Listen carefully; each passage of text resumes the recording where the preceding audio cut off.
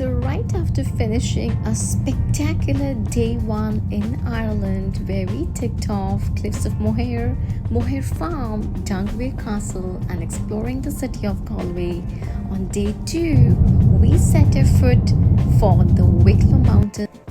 The Wicklows are just 50 kilometers south of the city and they have a lot to offer, including hiking trails, glacier lakes, ancient ruins, and some genuinely impressive countryside. First thing first, let's talk about how to get there. The easiest option is by car. The drive from Dublin took us around 50 minutes, and there are several car parks near the main attractions, including the Upper Lake, the Lower Lake, the Glendalough Visitor Centre, and the famous Guinness Lake. So if you're driving, make sure through the Sally Pass, a mountainous pass with a panoramic view that's just well worth a detour. And with a sleeping toddler in our car, we could just explore the Low Tay, which is also known as the Guinness Lake, which is an ideal spot for a quick stop. And that's how we enjoyed our first stop on day two, experiencing the tranquility of the peaceful, picturesque glacier lake, the Low Tay.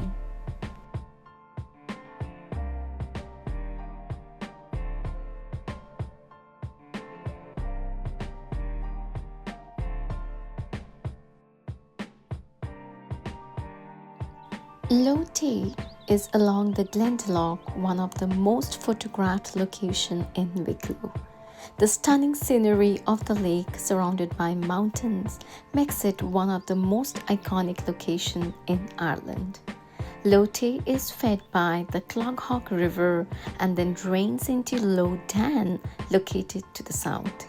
The beach on the northern side is bright white sand. It was imported by the Guinness family, whose estates runs through the part of the Low Tay area. The shape of the lake with this white sand at the top makes it look like just a pint of Guinness. And right after that, we were off to Kilkenny. Well, we couldn't explore much of the Kilkenny, but all I know that it's a beautiful medieval city in the southeast Ireland, known for its well-preserved castle, historic streets, and the vibrant art scenes located on the River Nore. It's a popular tourist destination, easily accessible from Dublin, but we missed it because traveling with a toddler is always a bit challenging. But you can definitely tick off Kilkenny Castle if you're planning to visit Kilkenny soon. And while I was dealing with all the sadness for missing the Kilkenny Castle, we surprisingly found a hidden gem, the Duckett's Cobh, which was a perfect castle replacement instead of Kilkenny Castle. Our toddler was about to wake up from her nap, and the right time to stop and explore this ruined 19th century Gothic mansion in the County Carlow, Ireland. So we are at Kilkenny, and that's one of the beautiful castles out here. We just drove past the Wicklow Mountains and seen the Low Tay, the famous picturesque lake, and had a quick stop at Magdy nearby and came down to this beautiful castle here in Kilkenny. Though it's all closed, we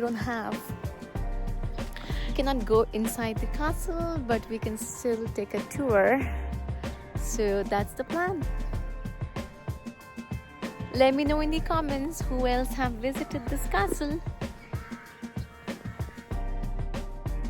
Known for its striking architecture, extensive walled gardens, and the airy history, including a fire in 1933 that left it a ruin, and local ghost stories. The site is described as both peaceful and eerie, with many visitors reporting strange noises and sightings, leading to ghost stories about the Duckett family and a banshee. But trust me, I have never seen more of a beautiful ruin than this yet so far in my life. Managed by the Carlow County Council, the site offers a free entry, guided tours, and a playground, making it a popular spot for history and photography enthusiasts.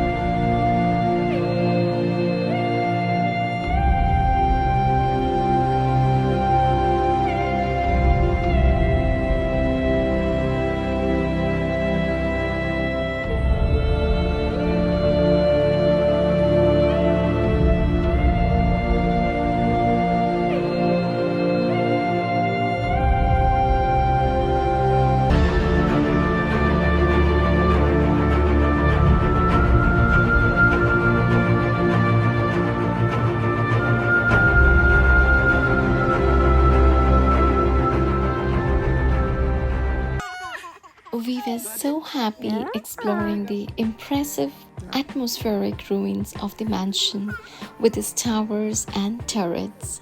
We wandered through the beautifully maintained upper and lower walled gardens featuring various plants and a sunken bridge too. And we had a hell lot of fun with the toddler. She just woke up from and we just explored the beautiful castle and the ruins with our little toddler explaining all the beauty that's in store there. Okay. Here, collect them here. Hi.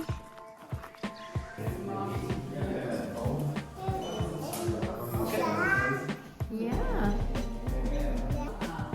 And our third stop was Dunmore Cave in County Kilkenny.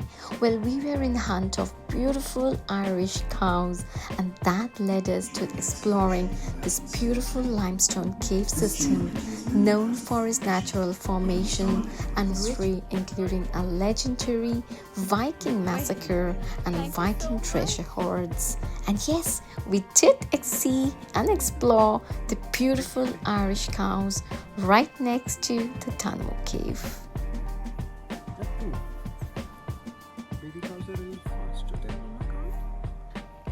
Extend your hand and say, ah, ah. I did. The cave is open to visitors all year round and it costs us €5 per adult, and a toddler being under the age of 4 was free. Here visitors take the guided tour chambers, descending and ascending many steps, and can see the formations like the Market Cross stalagmite. The cave is popular, family-friendly attraction with a visitor center that includes an exhibition and audio-visual presentation, though it requires a moderate level of fitness due to the number of steps. It's a subterranean limestone cave system with calcite formation, and we really had a great time exploring the caves. But yes, again, the caveat. Traveling with a toddler always comes with a caveat. We couldn't finish the whole of the exploration, but if you are crossing through Kilkenny, this is definitely a must visit. It's a beautiful location with the guided tours. It's worth of a visitor's experience if you're planning your next trip to Ireland.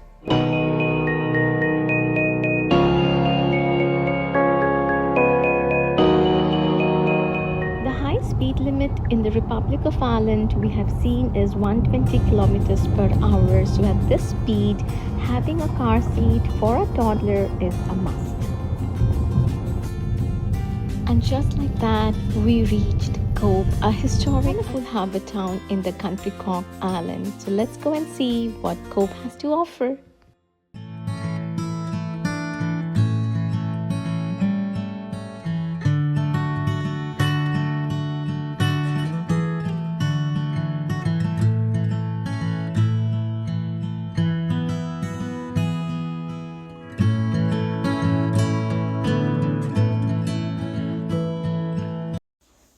Cobh is the center of maritime and the immigration history of the town, famous as the last port of call for the Titanic and the major departure point for all Irish immigrants, particularly during the Great Famine.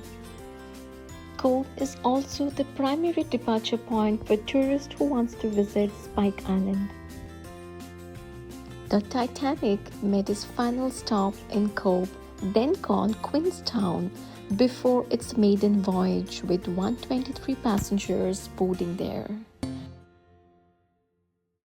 And alongside the significance of Titanic in Cobh, it's also known for its brightly painted deck-of-cards houses, stunning cathedral, and a rich maritime history.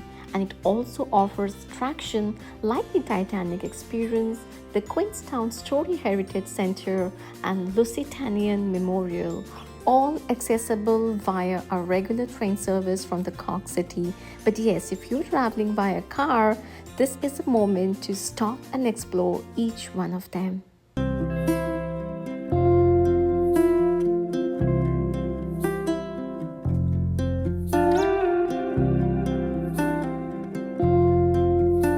We were just trying to explore and find out the lane close to the Spy Hill and the Westview Park to get a view of this beautiful deck of cards with the cathedral right behind. But then it was such a steep climb, so of pushing the stroller across the steep lane, and while I did all the job of capturing these beautiful moments walking past this beautiful spectacular deck of cards.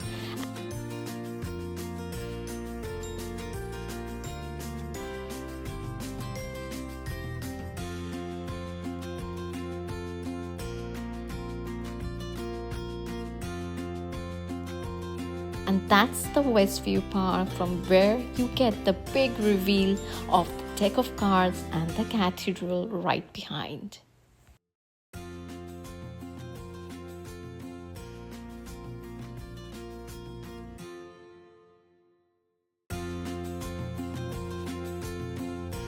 The deck of cards refers to a famous row of 23 brightly colored, staggered Victorian homes built in 1900 on the Westview in Cobh, and it's often compared to the San Francisco's famous Painted Ladies.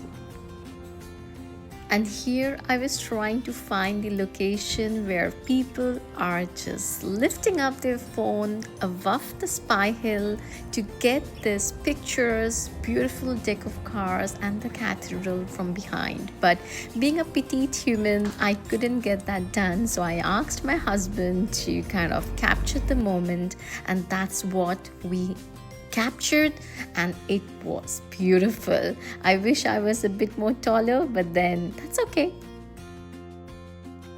And the lane right next to the deck of cards due to St. Coleman's Cathedral, often called as the Cobh Cathedral, which is a magnificent revival church in County Cork, Ireland.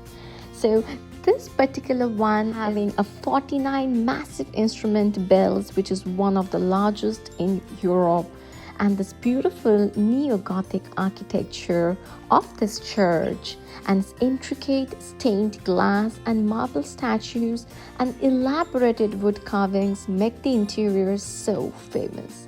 And because of its elevated position atop the cathedral place, it offers a sweeping panoramic views of the harbour and the colourful Cobh town.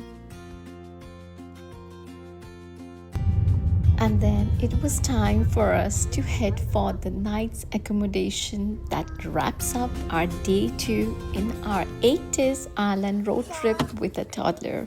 But yes, before reaching our destination for the night, we ensured we fill up the diesel because we have the Wild Atlantic Way drive coming up in our next vlog.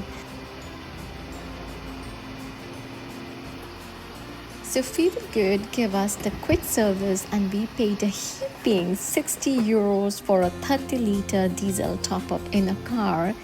getting up, geared up for the next day's wild Atlantic road drive with a toddler on this Ireland road trip.